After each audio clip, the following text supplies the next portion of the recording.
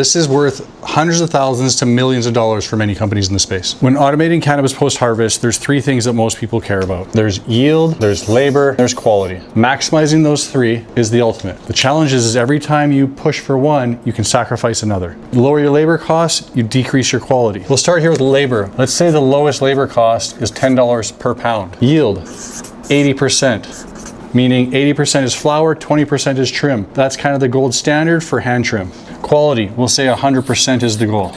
This video is how you stop sacrificing with automation and you get all three back. So let's start with yield. In cannabis post-harvest, it's called yield, flower to trim ratio, or recovery. People use those words interchangeably and that's fine. They're pointing at the same thing. It's how much you grow actually ends up as sellable flower. Well-grown indoor flower will be roughly between 75 and 80%. That ratio drops on greenhouse and outdoor, especially outdoor where the flower might have heavy fan leaves and not been defoliated. That carries a lot more leaf into the process. So hold 80% in your head as a starting point. That's the number automation is going to risk. So let's talk about the trade-off everyone makes when they try to automate. You accept a drop in yield to get a reduction in labor. A small drop is fine if it's only 5%. But as the loss increases to 10%, the math breaks. At a 10-point loss in yield, there is no amount of labor savings that can make up for that loss in sellable value. You can make the labor cost zero, 10% loss in yield, you cannot recover that through labor savings because you turned too much sellable flower into trim. So the whole game is keeping the yield loss small while maximizing the labor saving and keeping quality as high as possible. So now there are situations where a 10% yield loss is fine, or it's acceptable. Maybe more is acceptable. Those are cases where labor simply isn't available. You can't staff for the harvest surge. Consistency is a challenge that you can't solve with people and turnover. Speed is required and the window won't wait. Management overhead. Every person on a trim crew requires hiring, training, supervision, turnover, not just the wages. And then there's throughput inside the dry window. This one means you have to have the flower complete or processed facing the dry room or hit the market in time. But outside of cases like those, the rule holds, protect your yield. So different automation fails in different ways. Some automation will give you the lowest labor, but it'll hurt your yield. Some automation will give you high yield, but the labor savings are minimal. Some automation protects your quality, but hurts both. This would be really low labor costs, medium quality, and low yield. You're getting sucked up into the yield. Maybe this is 60% yield. Your quality dropped to 80%, but you had maximum labor savings. There's examples where you might get minimal labor savings, which this would be more of a hand trim example. The goal is this. How do we get this with automation? To talk about how yield gets damaged in a trim machine. And for an example, this is hand trim. High labor, high quality, high yield. This is common with machine trimming. Low labor, lower yield, lower quality. The goal is the outside, maximized. So why does this matter so much? Labor is the biggest cost in cannabis production. Post-harvest labor is one of the highest forms of labor in the production of cannabis. And here's the honest part that most vendors won't tell you. There is no system on the market today that will give you an absolute reduction to zero in labor. What does exist is a way to maximize this with an intelligent trimming system. Automation success comes down to two things: the tool and the process. 50% is the tool, 50% is the process. Tool meaning a machine or technology, process meaning everything around that. Examples of process would be the environment, the flower conditions, the bucking process, the dwell time, the machine settings, the feed rate, the operator experience, the cultivar. You get those wrong and the best machine in the world won't perform well. So let me share why I think dwell time is the most important. Dwell time is the amount of time that the flower spends in the machine. That is where all the trimming can happen. It's also where all the damage can happen. And when a tool is used incorrectly, damage happens regularly. And I've heard many times that the trimming machine ate my flower. The reason the machine ate the flower is commonly because of the dwell time. So what's actually happening inside the machine? Let's say this is the machine. And let's say, like most machines, there's either flows through vertically or horizontally. Let's say it flows through horizontally. Flower enters the machine here. There is flower. Let's say this tube is full of flower. There is flower that will be trimmed to a sufficient standard within the first 5 seconds. That flower now has to spend, depends on the machine, depends on the system, it could spend up to another 60 seconds in that machine. That flower was ready in 5 seconds, now it needs to spend another 55 seconds potentially being damaged, most likely being damaged. being over-trimmed. When flour is over-trimmed, it tanks your yield. The quality is what we're trying to protect. You're essentially grinding this good flour into more trim. So how do we solve this? We solve this with intelligence in the loop, an intelligent trimming system. So instead of leaving the flour in the machine for 60 seconds, what if we could skim this flour and this flour out of the machine? What if there was a flour here that was done in 30 seconds? We want to skim those out.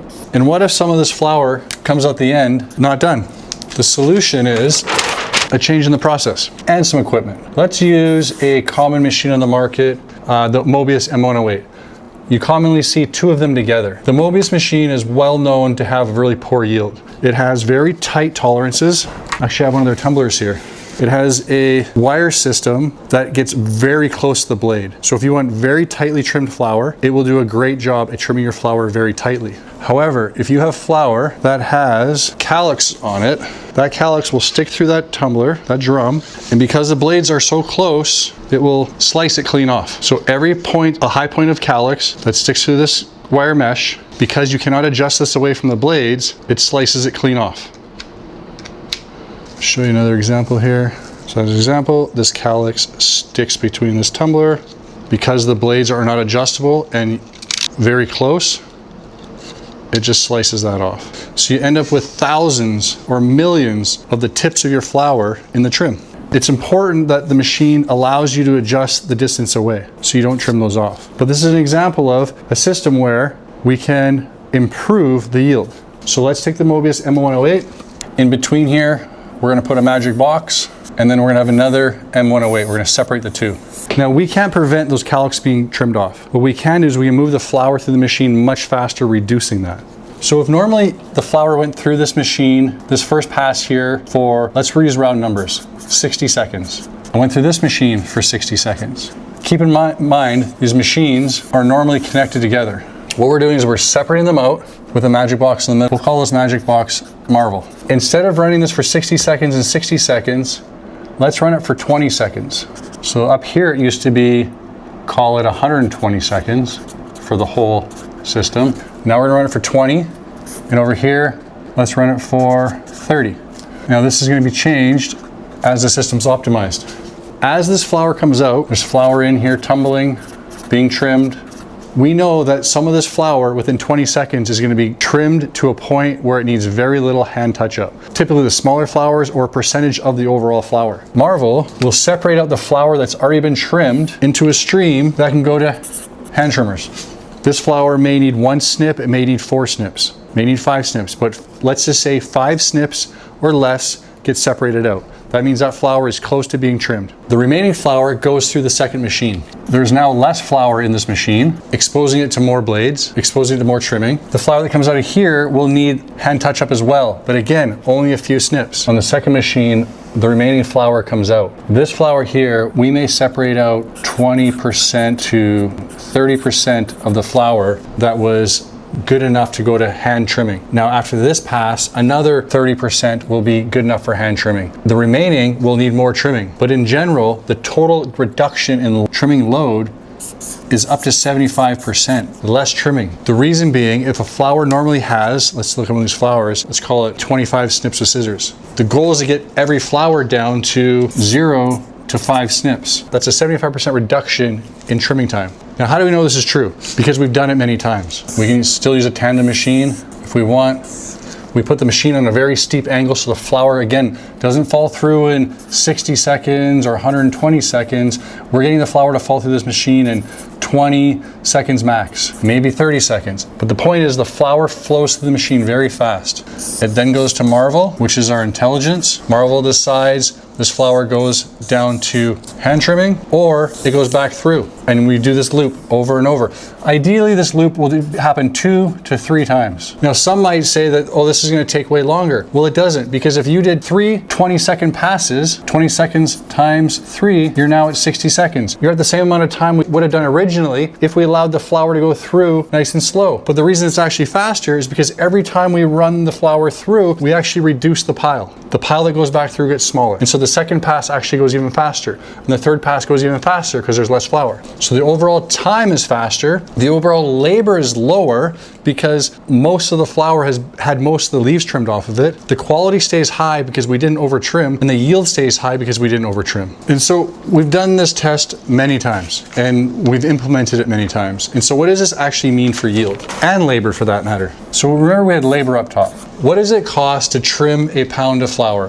Bucket, trim it, and sort it. That can be anywhere from $10 a pound to as high as 75. If you're above 50, you're in a bad zone. You should be really ideally below 35. With automation, you need to be much below 35. On the yield side, we said 80% is hand trim. We'll say 75% to 80. This is for indoor flower. This has been defoliated, all right, defol. That number's gonna be lower again. If you're a greenhouse producer or if you're an outdoor producer, especially with lots of fan leaves that hasn't been defoliated, that number's gonna be lower. But you can benchmark this yourself. You can hand trim a sample and see what your benchmark should be. Then you use your automation and see where you're at. If your delta is more than 10%, you have a big opportunity. An opportunity to keep your labor costs low and bring your yield up. Let's go to the quality side.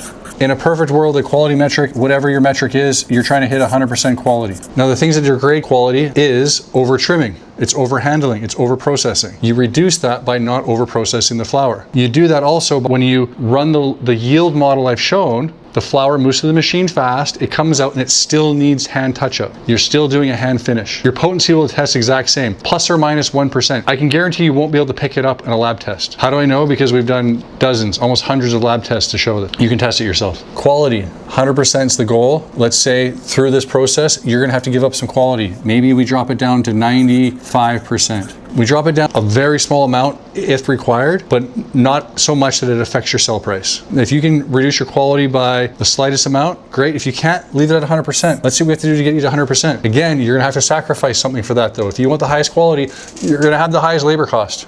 You're gonna have a high yield, but you'll have a high labor cost. So back here, in that process I showed you before, this intelligent process, on something like a Mobius machine, for instance, or this one, the highest yield you'll likely get is 65%. If you're running a tandem Mobius like this, to be honest, it's not uncommon to see yields in the 50s. We know we will guarantee on that system an increase in 5% to 8% more yield. On average, it's 8%. So I'll move this up. I'll say 6% to 8% more yield when you follow an intelligent trimming process, when you include an intelligent system. If your yield went from 80% down to 70% using automation, and we can get you from that 70% back up 6 to 8 points. So let's go to the next page. I just want to be clear, this is worth hundreds of thousands to millions of dollars for many companies in the space. If an 80% yield is the target, just to be fair, I'll make it 75% because that's probably more fair. And most producers that use automation are down around 70%. No matter what trimming machine you're using across the industry, if you've reduced your labor cost at all, the odds are you've reduced your yield. We're gonna say 70%. In some cases it's lower than that. Remember what I said, process is half of it, machine's the other half. If you have a bad process, then this numbers gonna be lower. When you implement an intelligent system, you'll recover 6 to 8 points more yield. It's actually 9% more of the 6% and 11% more of the 8%. So we're gonna go from 70 to 76% or 78%, that range, 6 to 8 points more, but actual percentage increase is 9 to 11% increase. And now that's an increase in revenue, but it's also an increase in profit because this cost has already been incurred. The flower is already paid for. You paid for the genetics, you've paid for the nutrients, you've paid for the lighting, the water, the grow, the harvest, the dry, all of it. It's all been paid for. This extra yield recovery goes straight to your bottom line. That recovery has no incremental cost behind it. Other than implementing the intelligent system, it isn't revenue at margin, it's revenue with 100% margin. Again, every point you get drops straight to the bottom line. Let's do it with some numbers. You're producing 1,000 pounds a month and you're selling it for $1,000 a pound.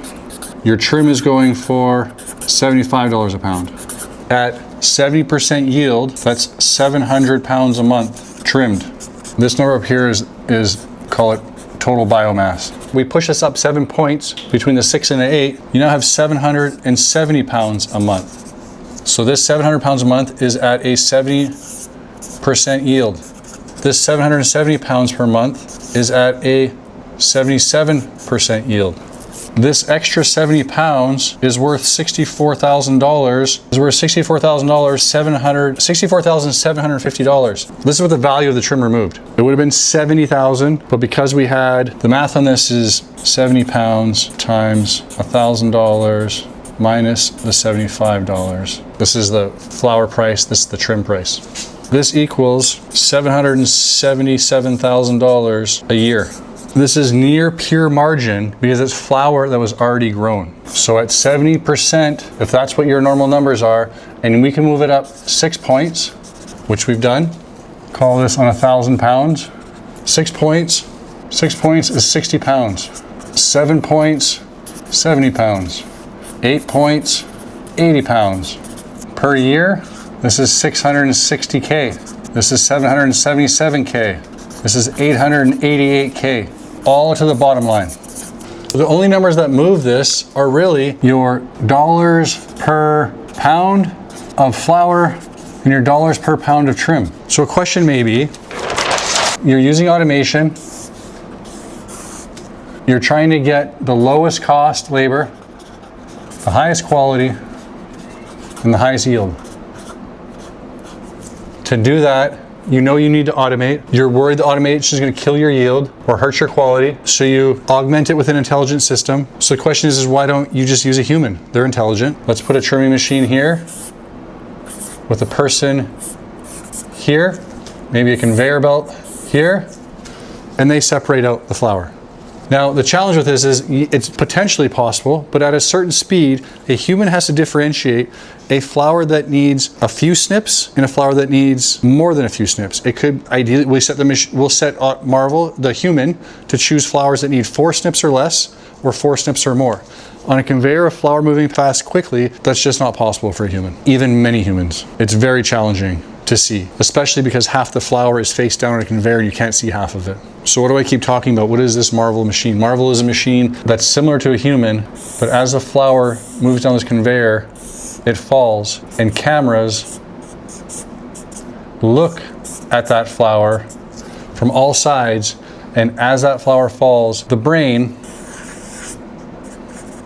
or inside Marvel, will decide if that flower meets the criteria or doesn't. And if it doesn't, a puff of air will push that flower down to a different path. Remaining flower falls through. So this box is like